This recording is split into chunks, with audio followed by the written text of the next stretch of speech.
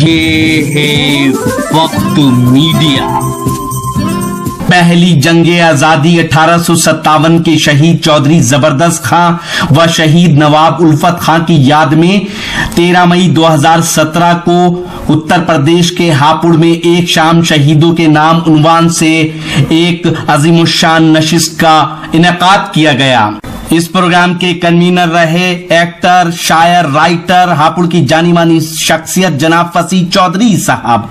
दूसरे कन्वीनर रहे अदब नवाज शख्सियत जनाब मरगूब त्यागी साहब। तीसरे कन्वीनर रहे शायर जनाब बलीग हापुड़ी साहब। मेहमाने खुसूसी रहे उर्दू नवाज शख्सियत उत्तर प्रदेश सरकार के पूर्व मंत्री जनाब शाहिद मंजूर साहब। आइए देखते हैं इस प्रोग्राम का ये वीडियो। डॉक्टर साहब ने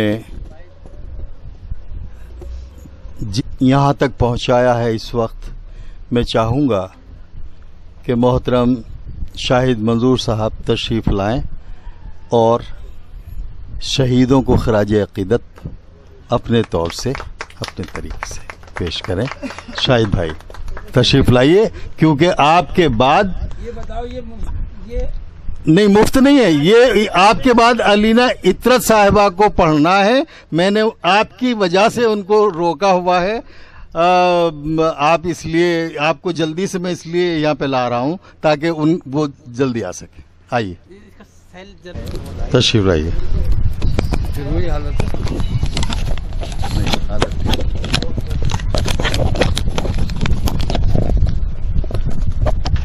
मोहतरम फसी साहब, तमाम शोरा इकराम, शायरात, अखबार के साथियों और सभी मोहतरम व मुकर्रम सामईन हज़रात, मुबारकबाद फसी साहब को, उनकी बेगम साहिबा को इस प्रोग्राम को मुनक़िद करने के लिए।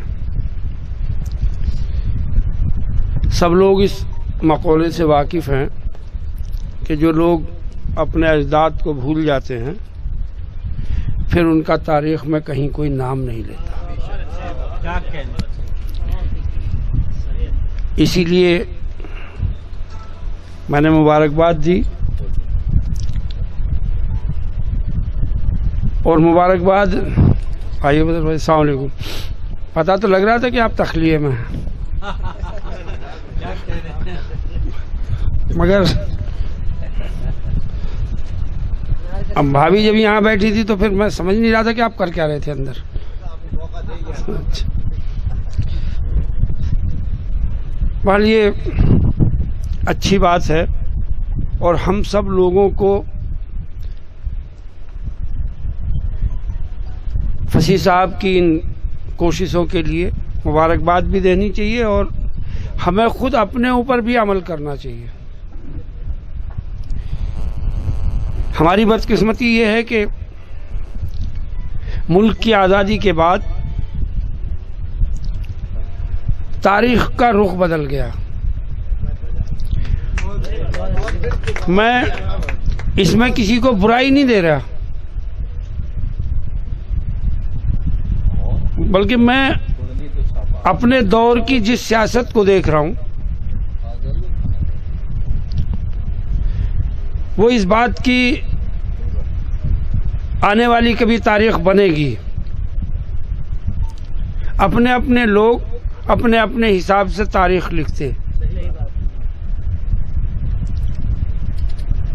कांग्रेस की जब तारीख लिखी जाएगी या जिन लोगों ने कांग्रेस की तारीख लिखी है, यकीनी तौर पर इंदिरा जी को उन्होंने वही लिखा होगा जो उस वक्त पर मोहतरम अटल बिहारी वाजपेयी ने कहा था कि ये दुर्गा का अवतार हैं।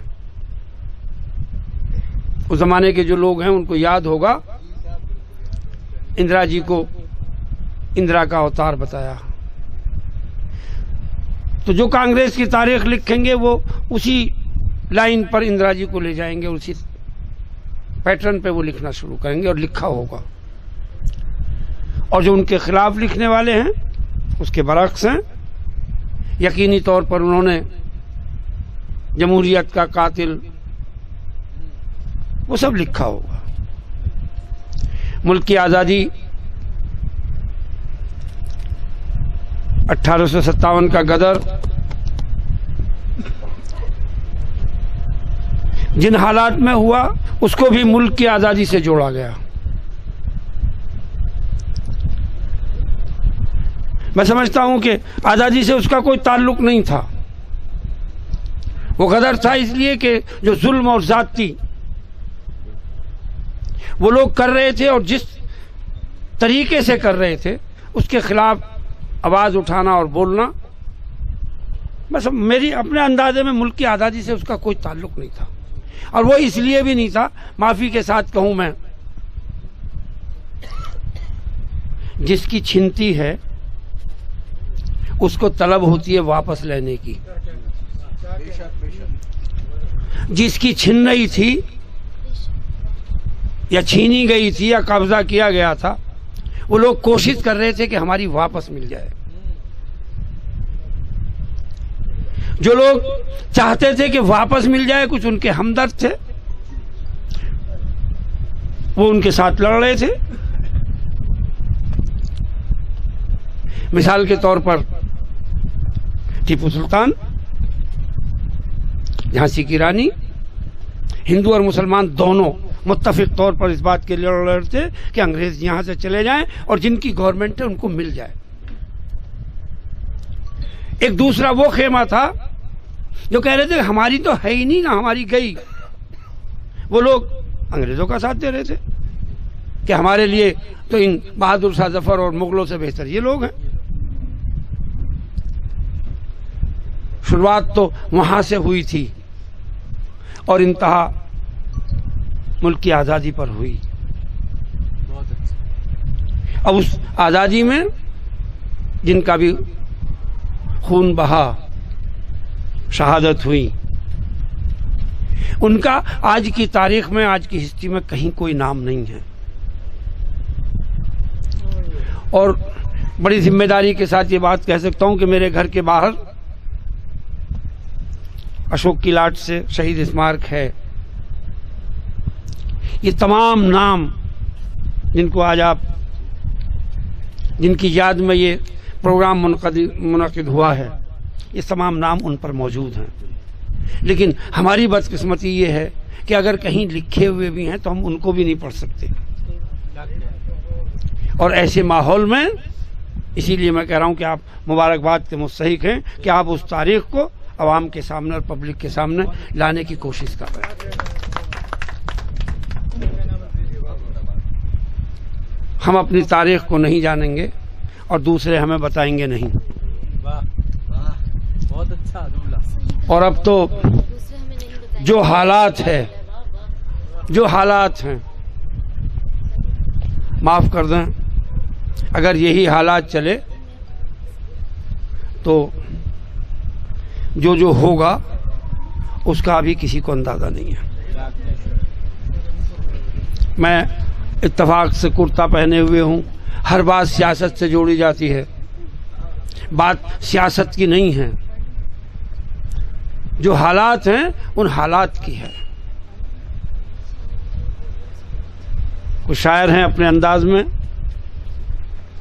मौजूदा हालात पर बात करते हैं, कुछ में ज्यादा हिम्मत है वो ज्यादा खुल के करते हैं, कुछ में थोड़ी हिम्मत है वो थोड़े दबे अल्फाज में करते हैं। लेकिन अभी हैं कुछ सही बात कहने वाले। ऐसे ही प्रेस में भी कुछ साथी हैं, कुछ हैं और कुछ अभी बागी हो रहे हैं, तो अपने मालिकों से बगावत कर रहे हैं।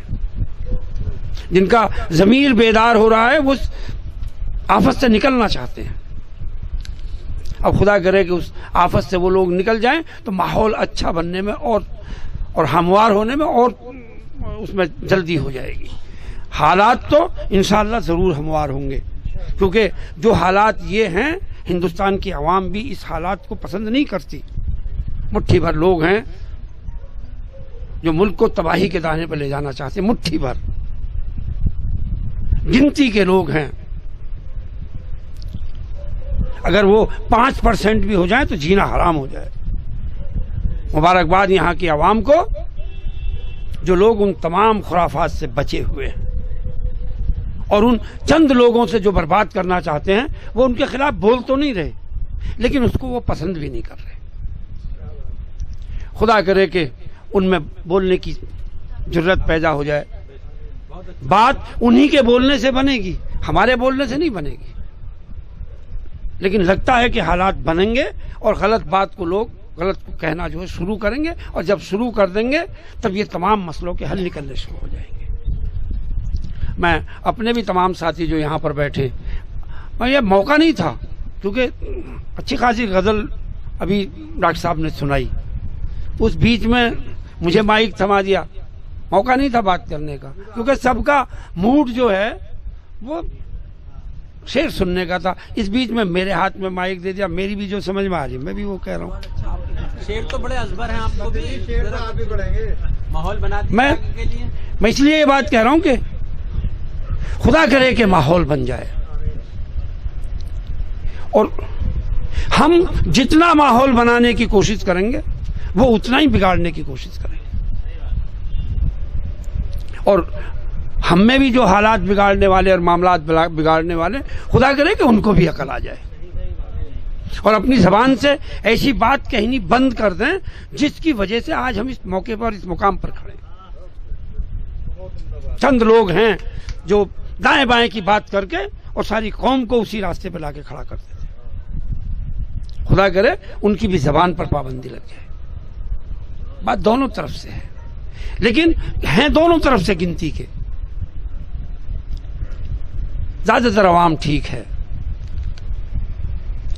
मुल्क की आज़ादी, बुजुर्गों की शहादत, जब हमें ही पता नहीं कि मौलाना हज़रत मोहानी थे कौन, जब हम ही नहीं जानते कि असीर माल्टा हैं कौन, हमें ही पता नहीं है कि अली ब्रदर्स कौन हैं, तो हमारे दूसरे साथियों को क्या पता हो। खुदा करे कि हम अपनी तारीख से वाकफियत करनी शुरू हो जाएं और फसी भाई के रास्ते पर हम में और भी कुछ चलने शुरू हो जाएं, अपने अपने बुजुर्गों को लेके ही सही, तारीख का कम से कम आगे को तो जानकारी तो दो। मैं दोबारा से मुबारकबाद देते हुए और शुक्रिया अदा करते हुए, आपको याद है साहब, पता नहीं मेरे याद नहीं है, सुना दे, जो याद आ रहा हो वही लेना, वाकई याद नहीं आ रहा कोई। जमीर भाई आप सुना चुके क्या?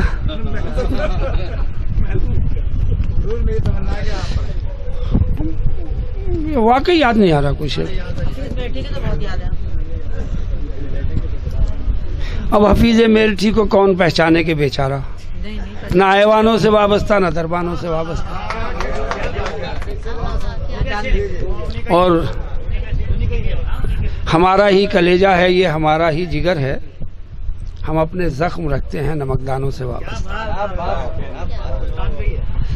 और क्योंकि तारीख का एक दौर है उसी को लेके आप चले हैं, हफीज साहब ने भी अपनी तरीके से इस पे एक शेर कहा है कि वो मौर्रिख तेरी रंगामेजियां तो खूब हैं लेकिन, मौर्रिख तेरी रंगामेजियां तो खूब हैं लेकिन तेरी ये दास्तां बन जाए ना अफसानों से वाबस्ता। मैं शुक्रिया अदा करता हूँ फसी भाई का और तमाम शोरा हजरात का कि अभी शौक बाकी है। हाँ, और जो बात कही जाती है माफ़ी के साथ, मैंने अपने उस्ताद से ये बात कही थी जब वो एक दिन क्लास पढ़ा रहे थे, बशीर बद्र साहब मेरठ कॉलेज में उर्दू की क्लास पढ़ा रहे थे, तो मैंने उनसे कहा था, मगर डॉक्टर साहब मैंने एक बात सुनी है। बोले क्या? मगर आपके वालिद साहब का इंतकाल हुआ। बोले हाँ इंतकाल तो हो गया। मैं कहा उनके ताज़ियत के कुछ शेर लिखने के लिए आपने अपनी मम्मी से पैसे मांग लिए थे क्या? बोले नहीं ये तो बात गलत है। मैंने कहा तो बात तो यही कही जा रही है कि आप अपने वालिद की ताज़ियत पे भी जो आपने अशार लिखे हैं उसके भी आपने अपनी वालदा से मुआवजा ले लिया।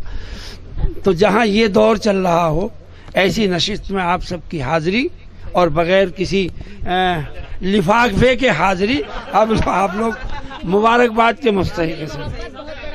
ये मैंने तो जो कहना था वो कह दिया। बहुत शुक्रिया सबका, बहुत बहुत। फोटो चाहता हूँ आपके साथ में। अभी फोटो बाद में होगा, ग्रुप होगा, पूरा ग्रुप होगा। बहुत ही शुक्रिया के साथ मैं अर्ज करना चाहता हूं शाहिद भाई से कि जिन 85 सिपाहियों का जिक्र किया जो आपके बिल्कुल सामने वहाँ पत्थर लगा है अशोक की लाट पे, वहाँ 34वें नंबर पे ज़बरदस्त खां का नाम है, आपको मालूम है।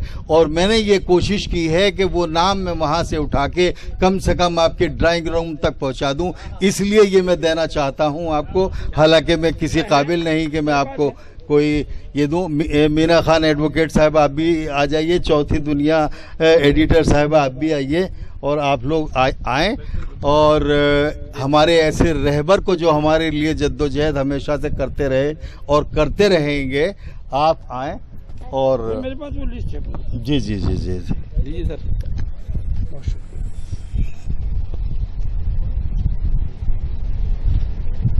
बहुत बहुत शुक्रिया, बहुत इनायत।